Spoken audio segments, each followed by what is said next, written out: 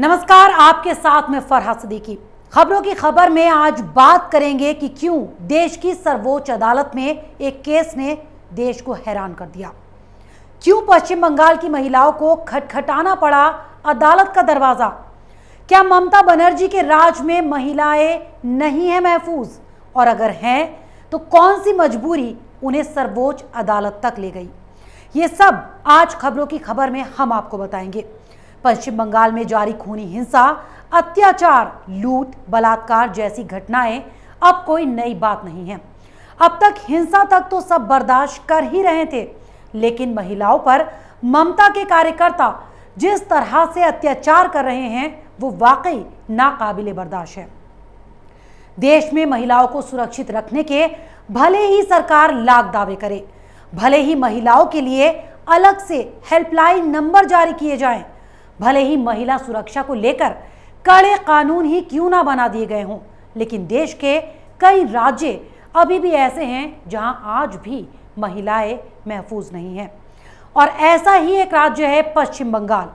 क्या आपने कहीं ऐसा सुना है कि जिस राज्य की मुखिया खुद ही एक महिला हो, वहां भी महिलाओं के साथ बलात्कार और गैंग रेप जैसी घटनाएं होती हैं?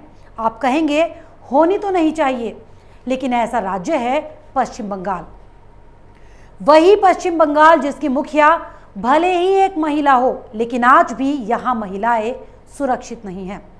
ममता अपने ही कार्यकर्ताओं से महिलाओं की सुरक्षा नहीं कर पा रही हैं।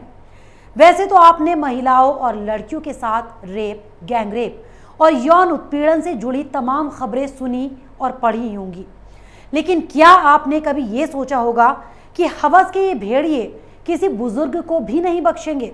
जी हाँ, यहाँ टीएमसी के कार्यकर्ता इतना नीचे गिर गए हैं कि एक 60 साल की बुजुर्ग के साथ भी गैंग रेप जैसी घिनौनी हरकत को अंजाम दे दिया। और हम ये क्यों कह रहे हैं, तो चलिए ये आपको बताते हैं। एक 60 साल की बुजुर्ग महिला ने सुप्रीम कोर्ट का दरवाजा खटखटाकर इंसाफ की गुहार लगाई। जब इस बुजुर्ग महिला की आप बीती आप सुनेंगे तो शायद आपके भी रोंगटे खड़े हो जाएंगे। इस महिला ने अदालत को बताया कि कैसे टीएमसी के कार्यकर्ता जबरदस्ती उसके घर में घुसे, लूटपाट तो की ही, साथ ही उसके साथ गैंगरेप भी किया गया। इतना ही नहीं, इस महिला ने अदालत को बताया कि कैसे उसके 6 साल के पोते के सामने ही उसकी इज्जत को तार तार करने में टीएमसी के इन कार्यकर्ताओं को जरा भी शर्म नहीं आई। पीड़ित महिला के मुताबिक 3 मई को खेजूरी विधानसभा सीट पर बीजेपी की जीत टीएमसी कार्यकर्ताओं को इतनी नागवार गुजरी कि उन्होंने पहले तो बीजेपी समर्थक इस महिला के घर को घेरा और उसे बम से उड़ाने की धमकी दी, और फिर उसके एक दिन बाद टीएमसी कार्यकर्ताओं ने जबरदस्ती उसके घर में घुसकर उसके 6 साल के पोते के सामने ही उसका गैंगरेप किया।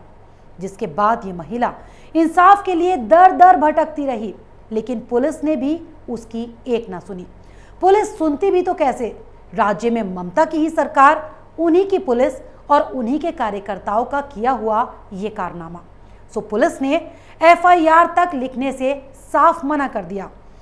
तब आखिरकार परेशान होकर इस महिला को सुप्रीम कोर्ट के दरवाजे पर दस्तक देनी पड़ी।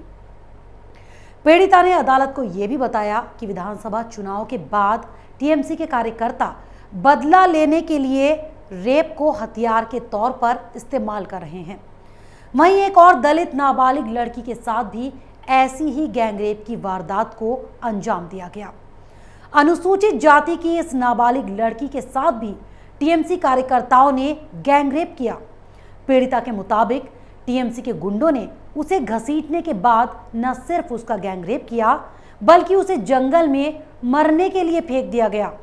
इतना ही नहीं, वारदात के अगले दिन सत्ताधारी पार्टी के एक स्थानीय नेता ने बाकायदा पीड़िता के घर जाकर शिकायत ना करने के लिए परिजनों को धमकी तक दे दी। गैंगरेप की वारदात के बाद लड़की को चाइल्ड वेलफेयर होम में शिफ्ट कर दिया गया, जहां उसे उसके परिवार वालों से मिलने की भी इजाजत नहीं दी गई थी।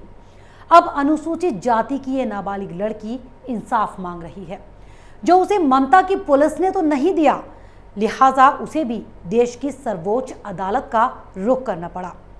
इस लड़की ने खुद के साथ हुए गैंगरेप के मामले की सीबीआई या एसआईटी से जांच कराने की मांग को लेकर सुप्रीम कोर्ट के दरवाजे पर दस्तक दी है। साथ ही मामले का ट्रायल राज्य से बाहर करवाने की भी मांग की गई है।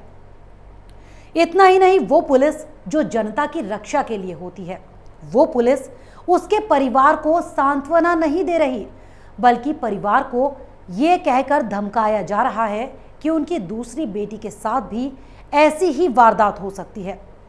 यानी या तो मुंह बंद रखो या दूसरी बेटी के साथ भी गैंगरेप के लिए तैयार रहो।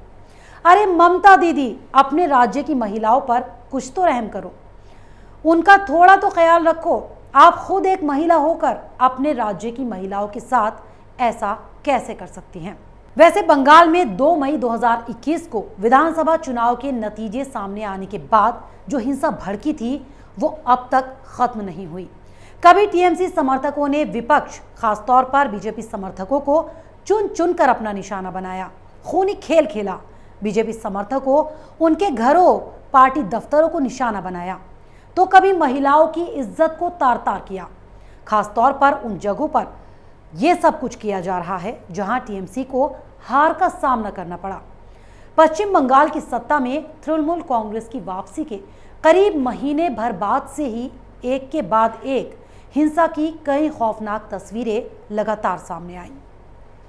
खूनी हिंसा से लेकर रेप और गैंगरेप, सब कुछ बढ़ता ही जा रहा है और साथ ही बढ़ रही है पुलिस की उदासीनता।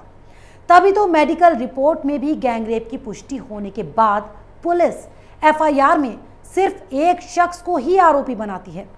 लेकिन इस सब से अब बंगाल की महिलाएं इतनी परेशान हो गई हैं कि उन्हें सुप्रीम कोर्ट के दरवाजे पर दस्तक देनी पड़ी।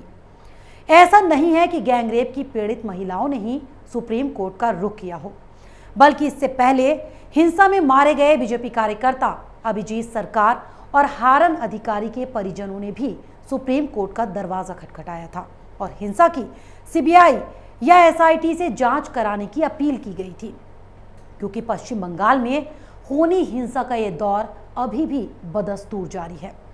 आज जब ऐसी राजनीतिक हिंसा का एक स्वर में विरोध होना चाहिए, तब राजनीतिक और वैचारिक समर्थकों की तरफ से उस पर चुप्पी साधी जा रही है, या फिर ये कहकर उसे एक नया मोड़ दिया जा रहा है कि पश्चिम बंगाल में राजनीतिक हिंसा का चरित्र कभी भी सांप्रदायिक नहीं रहा है।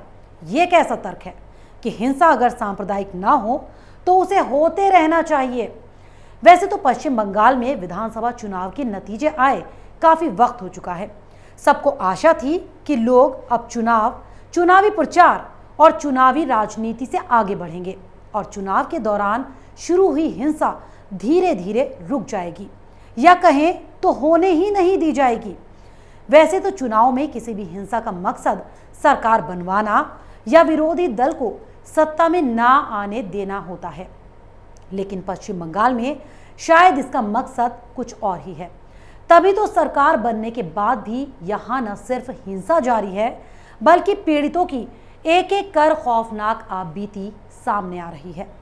एक तरफ राज्य सरकार और सत्ताधारी दल का कहना है कि कोई हिंसा नहीं हो रही, तो दूसरी तरफ करीब करीब हर रोज हिंसा की वारदातों की नई नई कहानियां बाहर आ रही हैं। अब ऐसे में सबसे बड़ा सवाल ये खड़ा होता है कि जिस सरकार का नेतृत्व ही सार्वजनिक तौर पर अपने राज्य में किसी भी तरह की हिंसा को सीधे नकार दे, वहां की पुलिस हिंसा की किसी वारदात को स्वीकार कर उसके खिलाफ कार्रवाई कैसे कर सकती है? अब ऐसे में राज्य के नागरिकों की बात कौन सुनेगा? उनके खिलाफ हुई हिंसा को रिपोर्ट करने के लिए राज्य सरकार की कौन सी संवैधानिक संस्था उपयुक्त हो सकती है? इसका शायद कोई जवाब नहीं। तभी तो गैंगरेप पीड़ित कई महिलाओं को सुप्रीम कोर्ट की शरण लेनी पड़ी। वैसे तो पिछले एक महीने में ये मांग कई बार उठती रही कि सुप्रीम कोर्ट पश्चिम बंगाल में होने वाली हिंसा, लूटमार, बलात्कार जैसी घटनाओं का खुद संज्ञान ले। कोर्ट के पास ऐसा ना करने के अपने कई कारण भी होंगे जो संविधान और न्याय सम्मत भी होंगे, लेकिन कोर्ट उन मामलों की सुनवाई तो कर ही सकती है जिन्हें लेकर उसकी शरण में एक आम पीड़ित नागरिक पहुंचा है। तो अगर आपको हमारे प्रोग्राम पसंद आया है तो इसे लाइक करें, शेयर करें और कैपिटल टीवी को सब्सक्राइब जरूर करें। नमस्कार। अगर आपको हमारा वीडियो पसंद आया हो तो इसे लाइक करें, हमारे चैनल को सब्सक्राइब करें और हाँ, बेल आइकन दबाना ना भूलें ताकि आप तक हमारे वीडियो की नोटिफिकेशन पहुंचती रहे। आप अपना सुझाव हमें कमेंट बॉक्स में दे सकते हैं। हमारे साथ जुड़ने के लिए शुक्रिया।